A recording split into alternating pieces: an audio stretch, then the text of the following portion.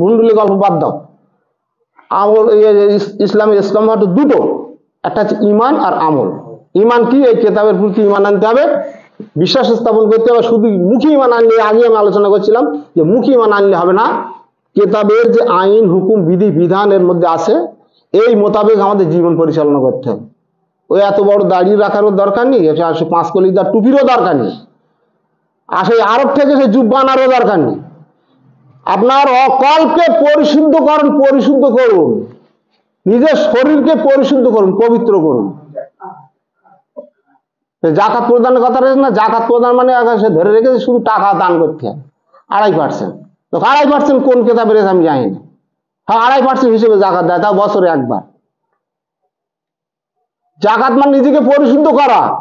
আপনার অর্থেরও একটা পরিশুদ্ধ আছে তো, আপনি ডেলি জাকাত দেন না, ডেলি ঘন্টা ঘন্টা জাকাত দেন না, আপনার সেই বছরে একবার জাকাত দিতে হবে। কোন পণ্ডিত বলেছে আপনার?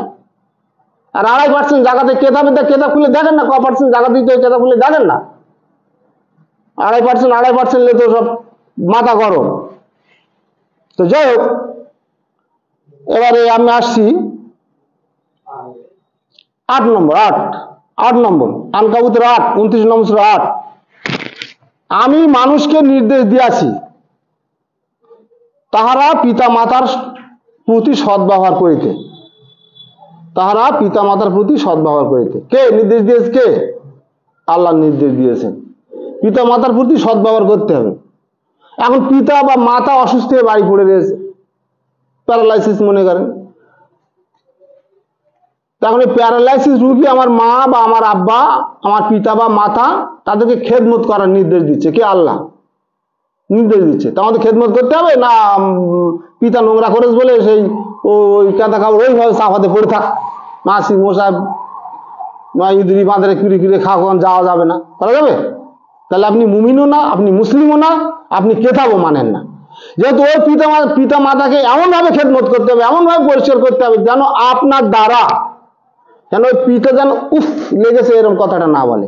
এত সুন্দর ভাবে কচি শিশু যেরকম ভাবে যত্ন খাতির করি আমরা, একটা মা কচি শিশুকে যখন বুকে নিয়ে শীতের সময় বুকে জাপটে ধরে বুকের গরম দিয়ে সেই বাচ্চাটাকে লালন পালন করে না, মার গায়ে পেশাব করে যাচ্ছে, সেই বাচ্চা কাপড় ভিজে যাচ্ছে, মা কষ্ট পাচ্ছে, কিন্তু বাচ্চার কষ্ট পেতে দেয় না। ঠিক সেইভাবে পিতা মাতাকে খেদমত করার নির্দেশ দিচ্ছে। আবার আল্লাহ বলছে যে পিতা মাতার কথা তোমরা শুনো না। এই এক ভোর কথা যে পিতা মাতার কথা শুনতেও আল্লাহ নিষেধ করে। কেন? যখন ওই পিতা তোমাকে নির্দেশ করবে, কোনো কাজ করতে বলবে বা কোনো একটা বিষয়ের উপরে বলবে যে আল্লাহর সঙ্গে শিরক হয়ে যাচ্ছে সেই কথাটা, তখন বলছে ওই কথা পিতার কথা তুমি সন্তান থাকি ওই কথা তুমি পিতার কথা নিও না। এই আয়াতই রয়েছে, ওই পিতার কথা তোমরা মেনো না। যেহেতু যে কাজ আল্লাহর দ্বারা শিরক হয়ে যাবে সেরকম ধরনের কাজ তোমরা কেন। কিন্তু অপর আয়াত আছে যে পিতা মাতার সঙ্গে তুমি দুর্ব্যবহার করতে পারবে না, সৎ ব্যবহার সৎ ভাব রাখতে হবে। সীমালঙ্ঘনকারী কোনো কথা যদি পিতা বলে থাকে, বলে আমরা মানবো না, কেতাবের আইন অনুযায়ী কেতাবের বিধান অনুযায়ী ওই কথা আমরা প্রত্যাখ্যান করবো, তাই বলে দুর্ব্যবহার করা যাবে না। এই আছে কেতাবে, আমি পড়ছি দেখেন যে পিতা মাতার প্রতি সদ্ব্যবহার করিতে, তবে উহারা যদি তোমার উপর বল প্রয়োগ করে, আমার সঙ্গে এমন কিছু শরীক করিতে যার সম্পর্কে তোমার কোনো জ্ঞান নাই, বা প্রেসার দিচ্ছে এমন কিছু খারাপ কাজের জন্য, কিন্তু তোমরা তো জানো না তোমার বাবা কি বলছে, ওই সম্পর্কে তো তোমার জ্ঞান নেই। যখন বোধে আসবে যে এই কথাটা খারাপ, এই কথাটা অন্যায়, এই কথাটা মানা যাবে না, এই কথাটা কোরআন বিরোধী, কোরআনের আয়াত বিরোধী, আল্লাহ বিরোধী কাজ, সরে আসতে হবে। তাই বলে পিতার সঙ্গে আপনি মুখ দেখাতে পারবেন না, রাগান্বিত হয়ে চিল্লাচিল্লি করে ঝগড়া বিতণ্ডা করতে পারবেন না। এই যে তুমি তাদেরকে মানিও না, আমারই নিকট তোমাদের প্রত্যাবর্তন, অতঃপর আমি তোমাদেরকে জানাই দিব তোমরা কি করিতেছিলে। আল্লাহ বলছে এর ফয়সালা আমি করে দেবো, তোমরা কি করছিলে, কোনটা ভালো কোনটা মন্দ, কোনটা সৎ কোনটা অসৎ, আল্লাহ বলছে আমি জানিয়ে দেব। যারা ঈমান আনে ও সৎকর্ম করে আমি অবশ্যই তাদেরকে সৎকর্মপরায়ণদের অন্তর্ভুক্ত করিব। এই দেখেন ক্লিয়ার দিচ্ছে কিভাবে, বুঝছেন তো? 8 নম্বর, এটা 9 নম্বর আয়াতে, ওই আমি যেটা বলছিলাম আগে, এই সূরা বাকারার 82 নম্বর সূরার 82 নম্বর আয়াতের তাৎপর্য এখানে আবার এই সেটা আল্লাহ পুনরাবৃত্তি করেছেন, যারা ঈমান আনে ও সৎকর্ম করে আমি অবশ্যই তাদেরকে সৎকর্মপরায়ণদের অন্তর্ভুক্ত করিব। সৎকর্মপরায়ণ, নবী রাসূলরা সৎকর্মপরায়ণ ব্যক্তি তো, আমরা তাই ধরে নিই যে আমরা যদি সৎকর্মশীল হয়ে দুনিয়া থেকে বিদায় নিতে পারি তাহলে আমরা ওইসব মুমিন বান্দাদের দলভুক্ত হব, আমাদের একটা আশা চেষ্টা। কিন্তু আমাদের এই চলার জীবনে সৎকর্ম করতে করতে আমাদের দ্বারা তো কত খারাপ কাজ অসৎকর্ম হয়েই যাচ্ছে তো। যখনই আমাদের দ্বারা অসৎকর্ম হয়ে যাচ্ছে, হয়তো আমার অজান্তে একটা খারাপ কাজ করে ফেলেছি, যখনই আমার সেই কথার স্মরণে আসবে, মনে আসবে, আমাদের উচিত কি? ওই যে তওবা, অনুশোচনা, প্রার্থনা করতে হবে আল্লাহর কাছে, কাঁদতে হবে, ক্রন্দন করতে হবে, আল্লাহর ভয়ে দেহ কাঁপবে। তারাই মুমিন যারা আল্লাহর ভয়ে দেহ কাঁপে। আল্লাহর আয়াত যখন পড়া হয় যারা শোনে তাদের গা লোম শিউর ওঠে।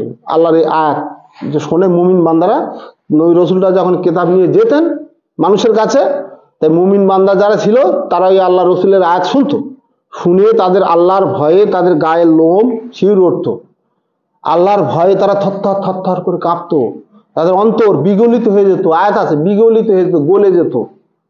আর তারা আল্লাহর ভয়ে মাটিতে লুটাপুটি খায়। আয়াত আছে, পড়েছেন না? আয়াত নামটা আমার মনে নেই। লুটাপুটি খায় আল্লাহর ভয়ে, এরাই মুমিন। এখন আমি যদি বলি আমি মুমিন, আপনি যদি বলেন আমি মুমিন, তা আল্লাহ তো পরীক্ষা করবে। ওই সেই বলছিলাম না, সেই আল্লাহর কাছে সেই পাথর রয়েছে, সোনা যাচাই করা পাথর আল্লাহর কাছে আছে। পাথর আল্লাহর কাছে যে পাথর আছে না, এই জিকরুল লাখা, ওই যে আয়াতটা পড়ছিলাম, ও সাউফা তু সালুন, ইহা থেকে প্রশ্ন করা হবে।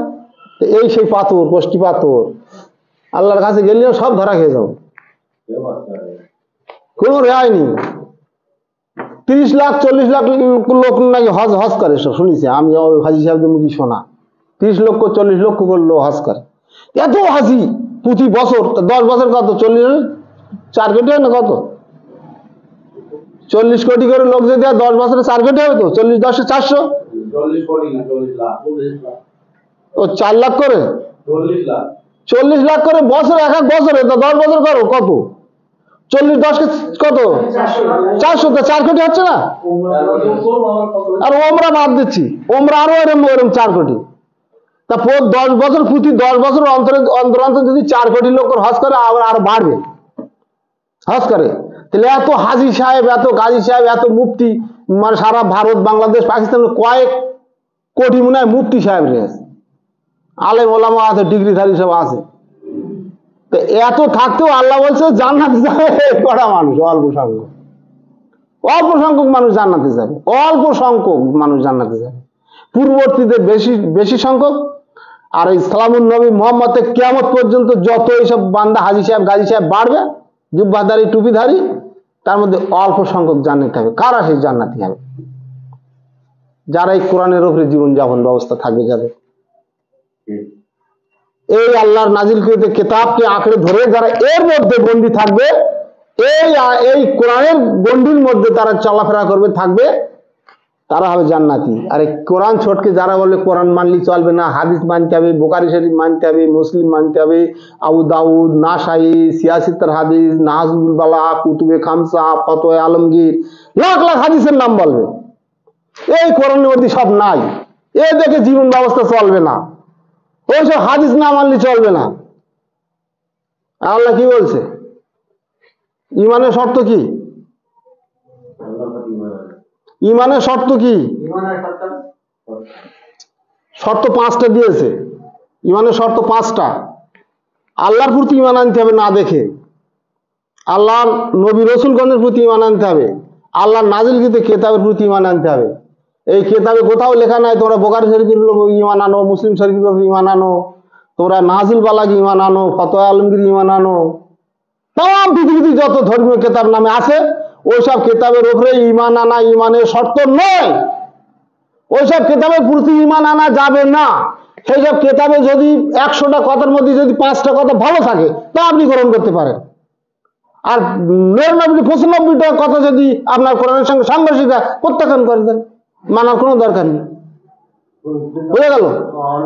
তাহলে আমার ইমান আনতে হবে আল্লাহর এটা তো জীবন ব্যবস্থা। আর কাল কিয়ামতের মাঠে তো আমার এইটা থেকে প্রশ্ন হবে, আমার বোখারী শরীফ থেকে প্রশ্ন হবে না, আমার নাহজুল বালাগ থেকে প্রশ্ন হবে না, আমার কুতুবে খামসা থেকে প্রশ্ন হবে না, আপনার আবু দাউদ থেকে নাসাই থেকে প্রশ্ন হবে না, প্রশ্ন হবে এই কেতাব থেকে। এই সিলেবাস, এটা সাবজেক্ট এটা। আরে আমি ইতিহাস বই, আমার একটা সাবজেক্ট দিয়েছে ইতিহাস, আমার ক্লাসের সাবজেক্ট। আমার কি ভূগোল থেকে প্রশ্ন করবে না? আমার ইতিহাসে তো প্রশ্ন আসবে, আমার সাবজেক্ট তো এটা। আমার প্রশ্ন হবে, যা কিছু প্রশ্ন হবে এখান থেকে, এই কেতাবের বাইরের থেকে কোথাও থেকে কোনো কেতাব থেকে প্রশ্ন করা হবে। এই তো বলছে ও সাউফা তু সালুন, নবী বলছে হে এই কোরআন তোমার ও তোমার সম্প্রদায়ের জন্য সম্মানের বস্তু। ওই 43-44 যেটা আমি পড়ে শোনালাম, ওয়াইন্নাহু লাযিকরুল্লাকা ওয়া লিকাউমিকা ওয়া সাউফা তুসালুন। ওই কাউমিকা মানে কমের কথা বলা আছে, তোমার কম মানে সম্প্রদায়। নবীকে বলছে তোমার ও তোমার সম্প্রদায়ের জন্য এটা হচ্ছে সম্মানের বস্তু, এটাই হচ্ছে উপদেশের বাণী। সুতরাং এই কেতাব থেকেই তোমাদেরকে প্রশ্ন করা হয়। তাহলে আর পৃথিবীর কোনো কেতাব স্থান পেল?